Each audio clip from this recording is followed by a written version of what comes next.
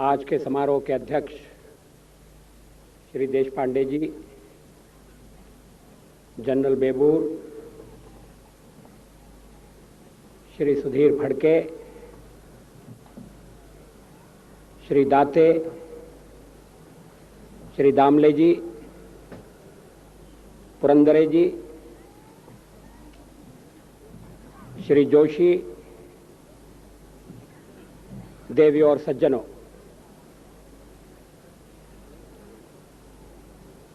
मुझे बार बार अतिथि कहा जा रहा है।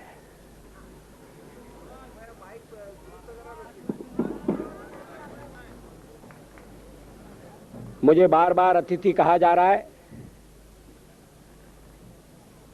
मुझे इस शब्द प्रयोग पर आपत्ति है। तिथि अतिथि वो होता है जिसके आने की तिथि तय नहीं होती।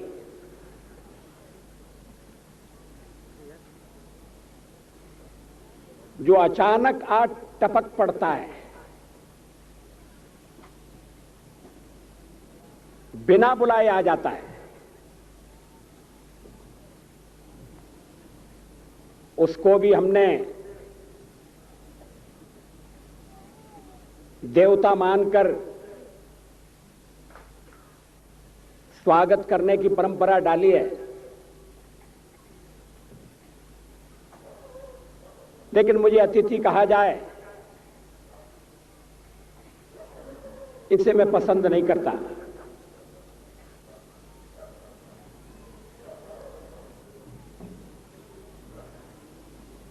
एक तो आज के कार्यक्रम का रूप ऐसा है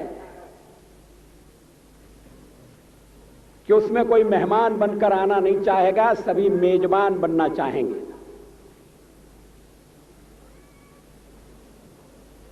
दूसरी बात यह कि सावरकर जी की स्मृति में आयोजित समारोह किसी अतिथि का मोहताज नहीं है। जो भी आएगा सावरकर जी की स्मृति में अपनी श्रद्धांजलि अर्पित करने के लिए आएगा।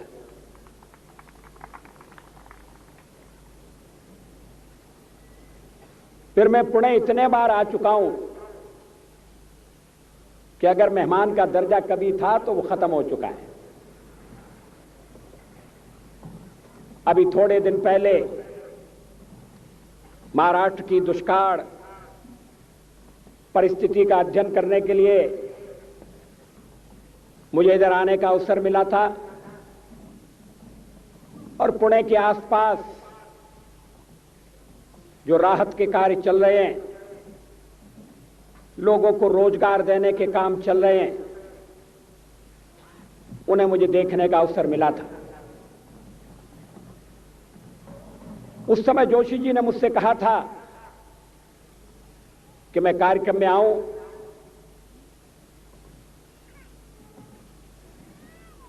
लेकिन मैं तैयार नहीं हुआ था।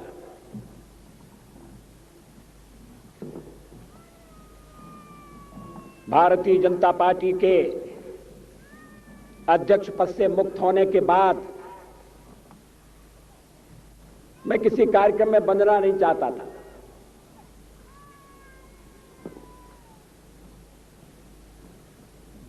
दिल्ली के अधिवेशन की समाप्ति के तुरंत बाद निकलना संभव होगा या नहीं, यह भी मेरे सामने एक प्रश्न था।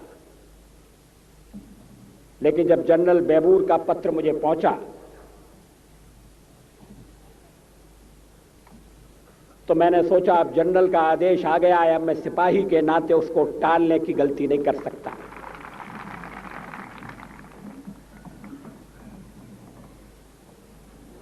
मुझे बड़ी प्रसन्नता है,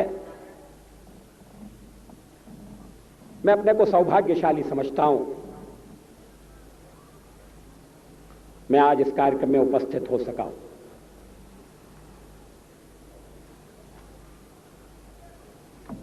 एक तो सावरकर जी के प्रति मैं अपनी श्रद्धा निवेदन करने के लिए आया हूं। दूसरे, श्री पुल देशपांडे का भाषण सुनने का भी मुझे थोड़ा सा लोभ था। दिल्ली में उनके दर्शन हुआ करते थे, लेकिन उन्होंने दिल्ली छोड़ दी और दिल्ली का सांस्कृतिक साहित्यिक जीवन थोड़ा सा रिक्त हो गया, थोड़ा सा अकिंचन हो गया। देशपांडे जी बहुमुखी प्रतिभा के धनी हैं। मराठी भाषा को, मराठी साहित्य को श्री पुल देशपांडे जैसे कलम के धनी पाकर सचमुच में अभिमान होना चाहिए।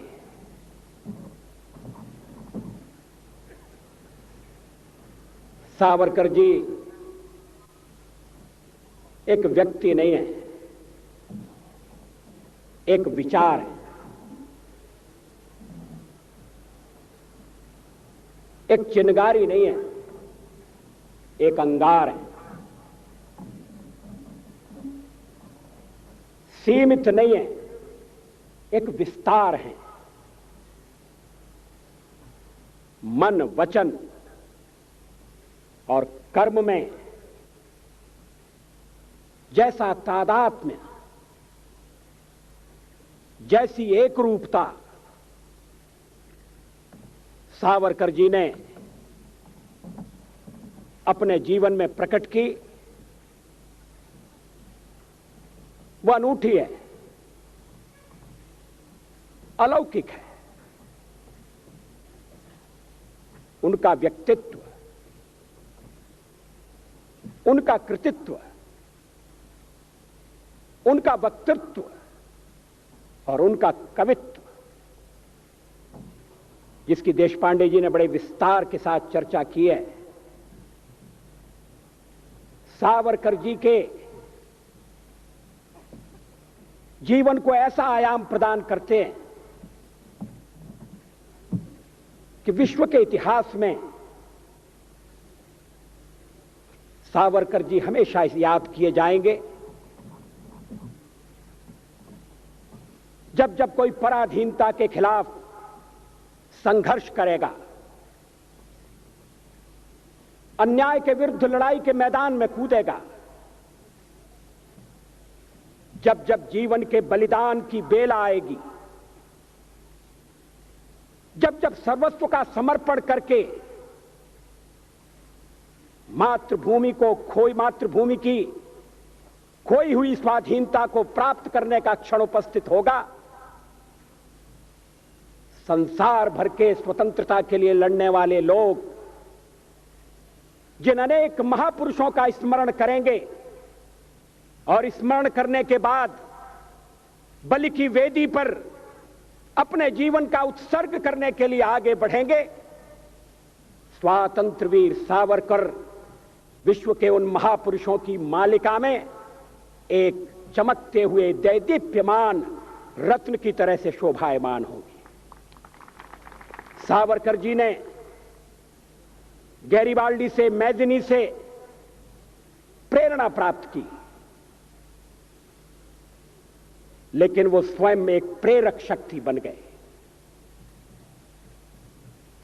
बाल्यावस्था से स्वातंत्र लक्ष्मी की उपासना,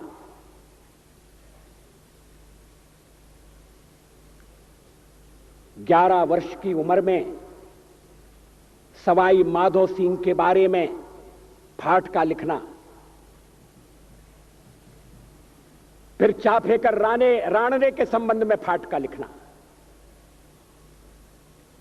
और उसी समय संकल्प करना, मैं देश की स्वाधीनता के लिए संघर्ष करूंगा।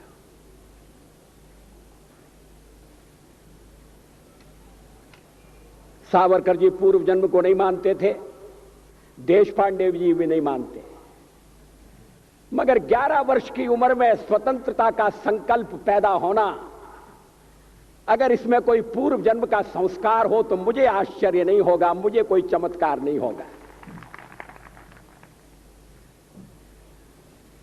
आप कह सकते हैं कि मैं बुद्धिवादी नहीं हूं, लेकिन जब अलौकिक प्रतिभा के दर्शन होते हैं,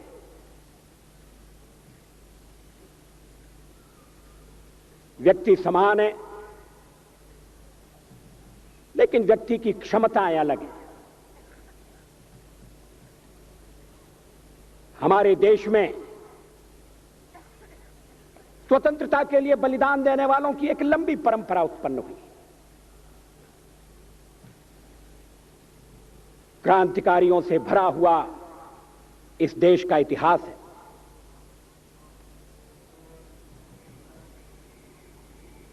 महाराष्ट्र से, बंगाल से, पंजाब से ब्रिटिश साम्राज्यवाद की समाप्ति के लिए सशस्त्र संघर्ष करना होगा। बिना हथियार उठाए आजादी नहीं मिलेगी।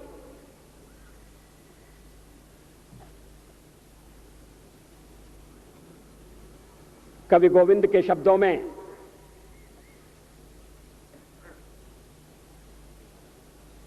बिना युद्ध के स्वतंत्रता किसको मिली है? इस पर जिनका विश्वास था उन्होंने बलिदान की पराकाष्ठा कर दी।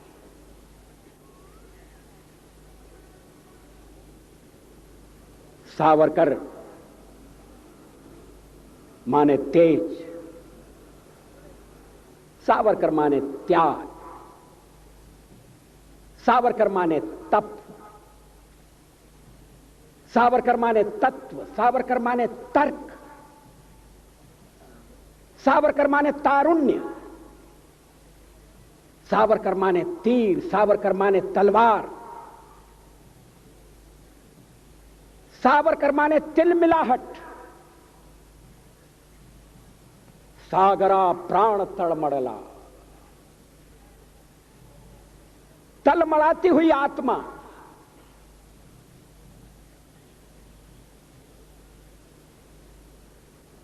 सावरकर माने तितीक्षा,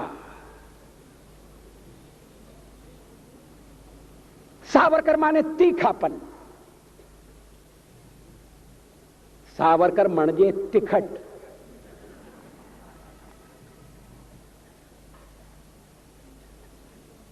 कैसा बहुरंगी व्यक्तित्व!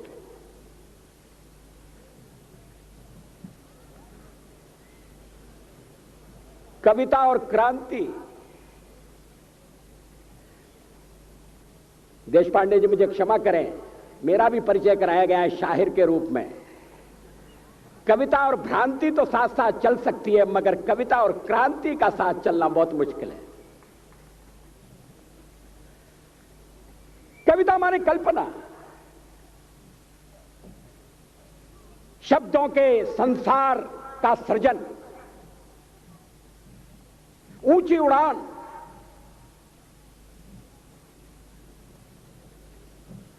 और कभी कभी ऊंची उड़ान में अगर धरातल से पांव उठ जाए, वास्तविकता से नाता टूट जाए, तो कवि को शिकायत नहीं होगी। उसके आलोचक भी इस बात के लिए उसकी टीका नहीं करेंगे। मगर सावरकर जी का कवि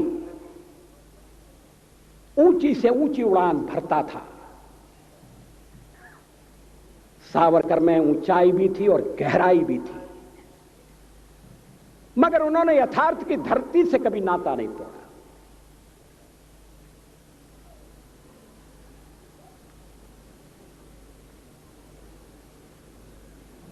मैंने सेल्युलर जेल में, अंडमान द्वीप में वो कोठरी देखी है जिसमें सावरकर जी को अपने जीवन का बहुत महत्वपूर्ण अंश तिल तिल जलकर मिटाना पड़ा था। सावरकर जी की अतिरिक्त सुरक्षा का प्रबंध था। कमरे के बाहर कोठरी, काल कोठरी के बाहर एक कोठरी, और कैदियों से तो दालान में जाकर मिला जा सकता था। सावरकर जी की कोठरी के आगे भी एक कोठरी बनाकर सींचे खड़े कर दिए गए। सागर का किनारा, पता नहीं सागर और सावरकर का क्या संबंध था।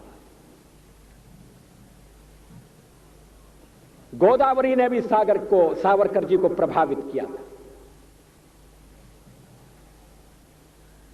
वो जिस तरह से जहाज से सागर में कूद पड़े, स्वतंत्रता के लिए छलांग लगा दी, उत्ताल सागर की तरंगें, अनंत सागर, अपार जलराशि, कहां किनारा है, कौन सा ठिकाना मिलेगा, इसका भरोसा नहीं। मगर अंतःकरण में एक संकल्प,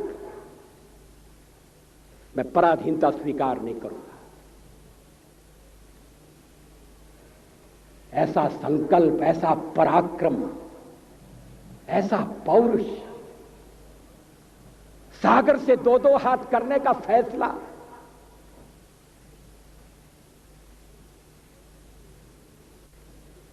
और फिर उन्हें सागर के किनारे काले पानी की सजा। मैंने वो कोलू भी देखा है जिसमें कैदियों को जोत कर तेल निकालना पड़ता था। सावरकर जी ने अपनी जीवनी में इन सारे प्रसंगों का उल्लेख किया है। मगर उस सागर के किनारे जेल में बंद सावरकर चांद से बातें करते थे, चांद को लहना देते थे, उपालंब देते थे, संदेश देते थे। उस समय की उनकी अनेक कविताएं ऐसी हैं जो विश्व के इतिहास में, विश्व के साहित्य में अपना स्थान रखती है।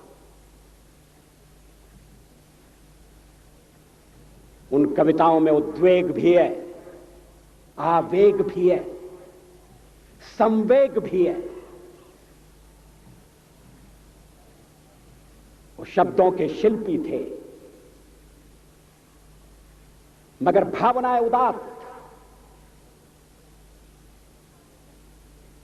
लक्ष्य को उन्होंने कभी आंखों से तिरोहित नहीं होने दिया।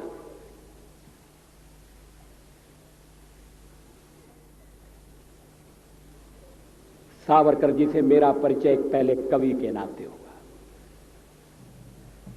उनके क्रांतिकारी स्वरूप से तो सभी लोग अवगत थे। मुझे कविता में थोड़ी सी रुचि, संघ के साथ मेरा संपर्क,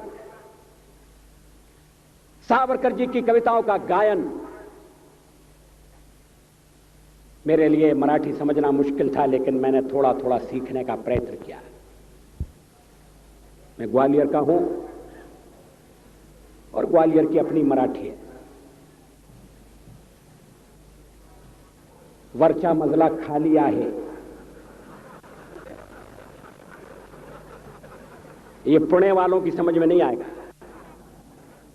जो मजला नीचे कैसे हो सकता है, मगर ये ग्वालियर ने मराठी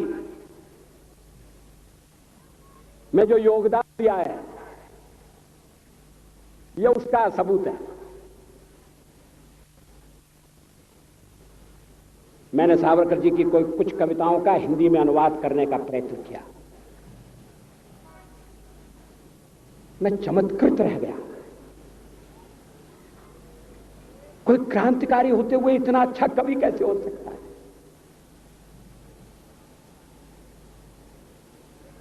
कोई कल्पना के आकाश में उड़ते हुए क्रांति की आग को कैसे धधका सकता है, सुलगा सकता है। मगर कल्पना की सृष्टि और यथार्थ की सृष्टि, दोनों का सावरकर ने समन्वय कर दिया। यह समन्वय बहुत कठिन है, मगर जैसा मैंने प्रारंभ में उल्लेख किया, सावरकर के जीवन की समग्रता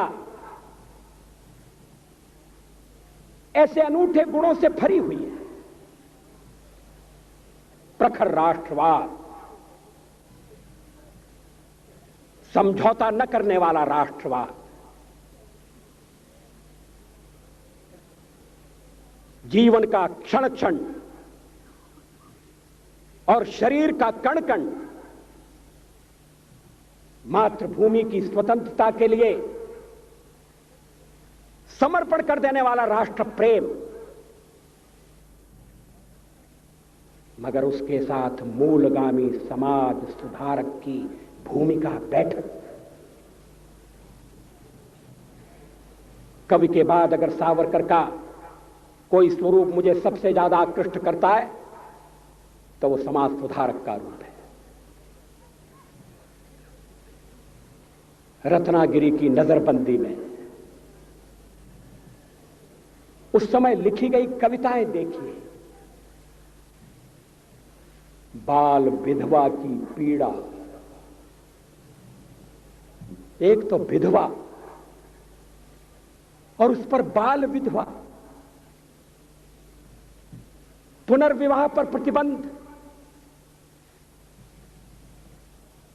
ऐसी अभागी नारी कहां जाए। सावरकर बड़े बड़े प्रश्नों में उलझे थे। उस समय स्वतंत्रता से बढ़कर और कौन सा प्रश्न हो सकता था। मगर सावरकर दृष्टा भी थे, समाज के शिल्पकार भी थे, विकृतियों से लड़ने वाले योद्धा भी थे, कुरीतियों का निर्मूलन करने के लिए कटिबद्ध समाज सुधारक भी थे। आज अगर सावरकर जीवित होते तो सावरकर की धीर गंभीर वाणी में शाहबानों की व्यथा प्रकट होती, मुखरित होती। 70 साल की नारी, पति द्वारा परित्यक्ता, बच्चों की मां, कहां जाए, किसका दरवाजा खटखटाए। और अगर सावरकर जी शाहबानों के लिए बोलते तो कोई उन पर आक्षेप नहीं ले सकता था, क्योंकि उनके लिए नारी नारी में अंतर नहीं था, उनके लिए संप्रदाय संप्रदाय में भेद नहीं था। उनके अंतःकरण की पीड़ा, वेदना का पारावार, कुरीतियों से लड़ने की उनकी मनोस्थिति, ये किसी एक वर्ग या एक संप्रदाय तक सीमित नहीं थी। इस अभागे देश में आज भी अस्पृश्यों के लिए मंदिरों के दरवाजे बंद हैं, कुछ मंदिरों के दरवाजे बंद हैं। गांधी जी ने तो हरिजनोद्धार की बात बाद में कही, सावरकर जी ने पहले कही। मेरे लिए दरवाजे खोल दो, एक उनकी प्रसिद्ध कविता है मराठी की।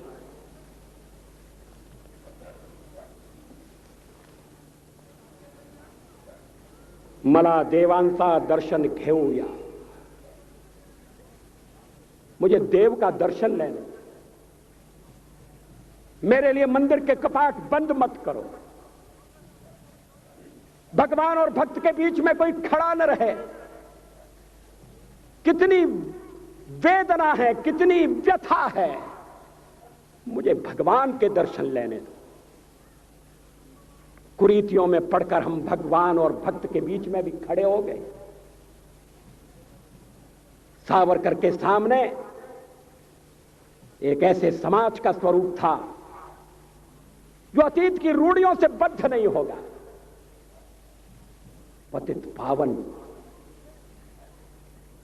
के दरबार में कौन किसको रोकेगा। उस समय भी लोग रोके जाते थे, आज भी रोके जा रहे हैं, कहीं कहीं रोके जा रहे हैं। अभी राष्ट्रपति एक मंदिर में जाना चाहते थे, उन्होंने पूछा क्या मंदिर सबके लिए खुला है? पुजारियों ने कहा नहीं, मंदिर सबके लिए खुला नहीं है। मुझे खुशी है राष्ट्रपति ने उस मंदिर में प्रवेश नहीं किया। इस मंदिर के द्वार सबके लिए खुले नहीं है। उस द्वार के बाहर कल्पना करिए कोई खड़ा होकर कह रहा है, हम दूसरों को दोष देते हैं, उन्होंने हमारे समाज के कुछ लोगों को बरगलाने की चेष्टा की है, मगर सावरकर की दृष्टि से हम देखें हिंदू समाज के अभिशाप को, हिंदू समाज की दुर्बलता को, हम अगर पराधीन हुए, हम आज अगर अपने घर में सम्मान के साथ जीवित नहीं है, तो इसके लिए फर्की इतने दोषी नहीं है। दोष हमारा अपना है। हमने समाज को बांट दिया। कभी वर्ण व्यवस्था का उपयोग रहा होगा तो रहा होगा, लेकिन उसके कारण जब दीवारें खड़ी होने लगी, व्यक्ति व्यक्ति को छोटा समझा जाने लगा, कोई बड़ा बन गया, कोई छोटा बन गया, समाज की एकता खंडित हो गई। विदेशियों ने उसका लाभ उठाया। हम कभी विदेशियों से नहीं हारे। हमने तो अपनी तलवार से अपने देश को जीतकर दूसरों के सुपुर्द कर दिया। इतिहास साक्षी है, प्लासी की लड़ाई में जितने लोग मैदान में लड़ रहे थे, उससे ज्यादा लोग मैदान के बाहर खड़े होकर तमाशा देख रहे थे, लड़ाई का परिणाम सुनने की प्रतीक्षा कर रहे थे। देश के भाग्य का निर्णय होने जा रहा था, मगर उस निर्णय में सारा देश शामिल नहीं था। विदेश मंत्री के नाते मैं अफगानिस्तान गया था। आपको सुनकर ताज्जुब होगा, अफगानिस्तान के अपने मेजबानों से मैंने कहा मैं गजनी जाना चाहता हूं, गजनी। पहले वो मेरी बात उनकी समझ में नहीं आई। कहने लगे गजनी तो कोई टूरिस्ट स्पॉट नहीं है, गजनी में कोई 5 स्टार होटल नहीं है, गजनी में आप जाकर क्या करेंगे, गजनी में आप जाकर क्या देखेंगे। मैं उन्हें पूरी बात नहीं बता सकता। मेरे हृदय में कहीं गजनी कांटे की तरह से चुभ रहा है। जब से मैंने गजनी से आए एक लुटेरे की कथा पढ़ी है और किशोरावस्था में पढ़ी है, मैं देखना चाहता था वो गजनी कैसा है। आपको सुनकर ताज्जुब होगा, महमूद गजनी का अफगानिस्तान के इतिहास में कोई स्थान नहीं है।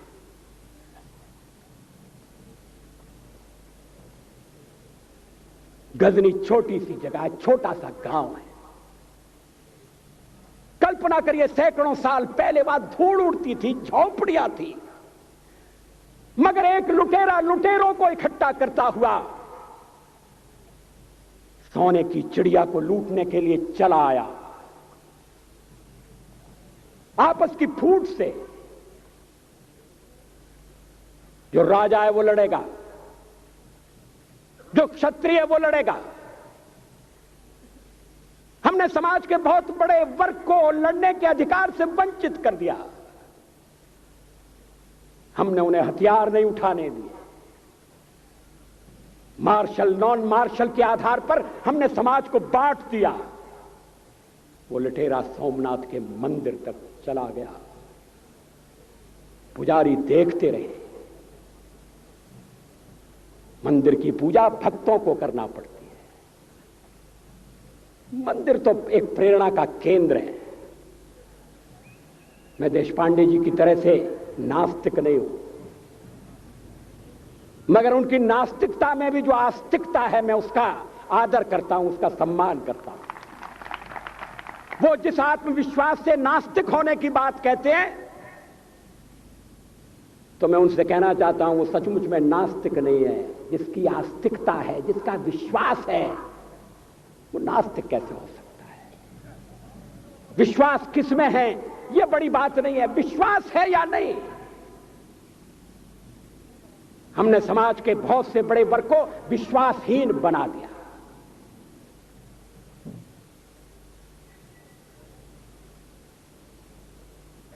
लोगों ने हथियार नहीं उठाए, वेद पढ़ने के दरवाजे बंद कर दिए। इसलिए हम पादाक्रांत हुए। अफगानिस्तान में मैंने एक बात और देखी। मुझे जिस होटल में ठहराया गया उसका नाम था कनिष्क। अफगानिस्तान एक मुस्लिम देश है। मुझे बड़ा ताज्जुब हुआ। मैंने कहा कनिष्क यहां कहां से आया? तो मेरे साथ अफगानिस्तान के विदेश मंत्री थे। मैंने कहा कनिष्क आपका कौन लगता है? कनिष्क से आपका क्या संबंध है? कहने लगे कनिष्क हमारा पूर्वज है, कनिष्क हमारा पुरखा है। He was one of our forefathers। मैंने कहा तब तो हमारे आपके पुरखे एक हैं। अफगानिस्तान के लोगों ने उपासना पद्धति बदली है, संस्कृति नहीं बदली। आज के भारत के परिवेश में यह सुनने के बाद थोड़ा विचित्र लगता है। हमारे यहां तो धर्मांतरण के साथ राष्ट्रांतरण होता है, ऐसा दृश्य दिखाई देता है। पड़ोसी देशों में ऐसा नहीं हुआ। अभी राम जन्मभूमि का मामला चल रहा है। एक विदेशी आए, कहने लगे राम जन्मभूमि का क्या झगड़ा है? हमने कहा इस पर विवाद हो रहा है कि श्री राम कहां पैदा हुए थे, और जहां पैदा हुए थे वो स्थान उनके मंदिर के लिए प्रयुक्त किया जाए या न किया जाए। वो इंडोनेशिया से आए थे, वो मुसलमान है। कहने लगे हम तो समझते थे कि राम के लिए सारे भारत में आदर होगा, सम्मान होगा। हमने कहा ये आपने कैसे समझा? कहने लगे आप तो इंडोनेशिया आ चुके हैं। इंडोनेशिया में बहुत से लोगों ने इस्लाम स्वीकार कर लिया, मगर श्री राम को विस्मृत नहीं किया, श्री राम को भुलाया नहीं। इंडोनेशिया के बाली द्वीप में 1 महीने रामायण की लीला होती है। मैं उस समारोह में जा चुका हूं। उस समय भी विदेश मंत्री मेरे पास बैठे थे। मैंने कहा ये रामायण ये क्या हो रहा है? मैंने कहा एक्सीलेंसी ये मंच पर क्या हो रहा है? कहने लगे एक्सीलेंसी आपको पता होना चाहिए। हमने कहा मुझे तो पता है मगर मैं जानना चाहता हूं। कहने लगे ये रामायण है, ये राम है, ये लक्ष्मण है, ये सीता है। हमने कहा इनसे आपका क्या संबंध है? आप तो मुसलमान हैं। कहने लगे हमारा संबंध बहुत पुराना है। हमारा तब का संबंध है जब हम मुसलमान नहीं हुए थे। थाईलैंड की राजधानी अयोध्या कही जाती है। थाईलैंड के राजा को आज भी राम कहा जाता है। सावरकर जी ने हिंदू राष्ट्र की बात की, हिम्मत के साथ। बुनियादी तौर पर भारत हिंदू राष्ट्र है, इससे कोई इनकार नहीं कर सकता, इसे कोई अस्वीकार नहीं कर सकता।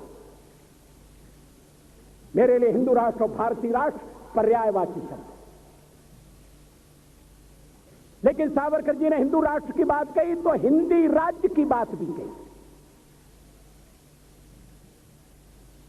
उन्होंने कहा राष्ट्र हिंदू है, मगर भारत में हिंदी राज्य होगा, ऐसा राज्य होगा जो मजहब के आधार पर, उपासना पद्धति के आधार पर भेदभाव नहीं करेगा। समय की कमी से मैं सावरकर जी का वो उद्धरण पढ़कर सुनाना नहीं चाहता।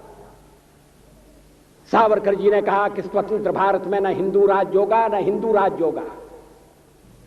ऐसा राज्य होगा जो सबकी चिंता करेगा, सबके साथ न्याय करेगा। मगर उन्होंने कहा राष्ट्र हिंदू राष्ट्र होगा। राष्ट्र और राज्य में अंतर है, यह अंतर हमें स्पष्ट करना चाहिए। सावरकर जी के विचारों को लेकर बहुत भ्रम पैदा करने की कोशिश की गई है। मुझे खुशी है इस समारोह का उद्घाटन करने के लिए सूचना मंत्री श्री गाडगिल आए थे। मुझे वो दिन भी याद है जब रेडियो से सावरकर की कविता नहीं सुनाई जा सकती थी। वक्त बदल गया है, जादू सर पर चढ़कर बोल रहा है, महापुरुषों की कोई ज्यादा दिन तक उपेक्षा नहीं कर सकता।